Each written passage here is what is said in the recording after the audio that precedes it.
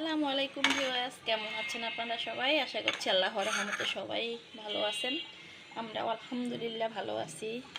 তো দেখুন, আজ শুক্রবার, রুটি পরোটা কেউ কিছু খাবে না। আমার ছেলে খাবে রুটি অথবা পরোটা, ওকে পরে বানাই দিব, এখনও ঘুমাচ্ছে। এই যে দেখুন বেগুন ভাজি, আর এই যে আমার মেয়ের পছন্দ বেগুন ভাজি, আপনাদের ভাইয়ার বেগুন ভর্তা, মানে কি বলবো। আর এদিকে দেখুন সরিষা ফুল দিয়ে ডিম ভাজি করব। বিসমিল্লাহ। এটা কিন্তু গরম ভাত দিয়ে খেলে দারুণ লাগে বন্ধুরা। ডিম ভাজি আমি আরও অনেক কয়েকদিন করেছি, ভিডিও করা হয়নি। সব সময় তো আর ভিডিও করা সম্ভব হয় না। তো এই যে সরিষা ফুল দিয়ে ডিম ভাজি আর গরম ভাত, দারুণ মজা। তো এটা করি।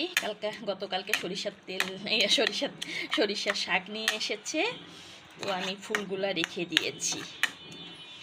আর গ্যাসের তো অনেক সমস্যা, আপনাদের ভাইয়া চা বসিয়েছে, গ্যাসের অনেক সমস্যা। কি করব, এই যে গরুর মাংস রাঁধতে হবে, মুরগি রাঁধতে হবে, কি করব আমি কিছুই বুঝতেছি না, গ্যাস নাই, জানি না কি হয়। এই যে এদিকে ডিমটা দিয়ে দেই। বিসমিল্লাহ।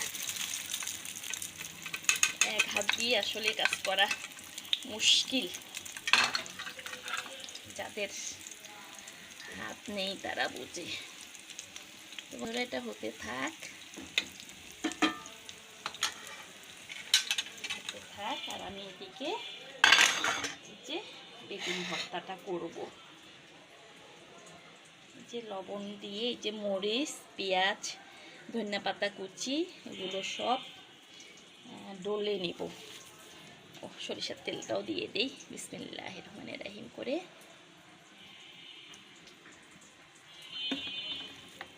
তো এগুলো ভালো করে ডলে নেব। এই শীতের দিন, অনেক দিন এই যে শীত 2 মাস বলেন, 2.5-3 মাস থাকলো মোটামুটি।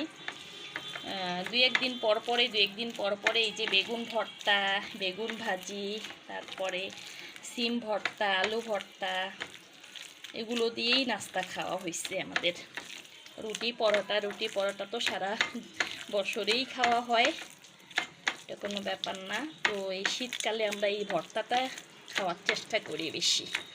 আর আমার ঘরে যেহেতু পছন্দ করে আমার মেয়ে বেগুন ভাজি, আমার হাজব্যান্ড বেগুন ভর্তা, আমার ছেলে সবজি, রুটি পরোটা, এই হচ্ছে। আমার কোনো চাওয়া পাওয়া নাই, ওরা যেগুলো খায় সেগুলোই খাই।